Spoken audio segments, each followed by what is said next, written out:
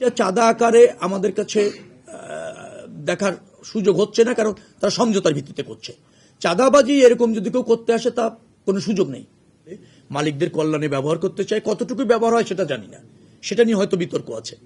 কিন্তু তারা এই সমঝোতার ভিত্তিতে আবার শ্রমিক কল্যাণ ফেডারেশন এরকম অনেক সংস্থা ওরা আছে, তো তারা এটা সমঝোতার ভিত্তিতে এরকম ভাবে করে।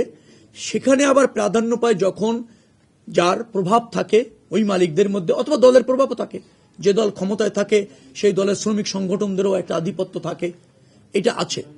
কিন্তু এইটা চাঁদা আকারে আমাদের কাছে দেখার সুযোগ হচ্ছে না, কারণ তারা সমঝোতার ভিত্তিতে করছে।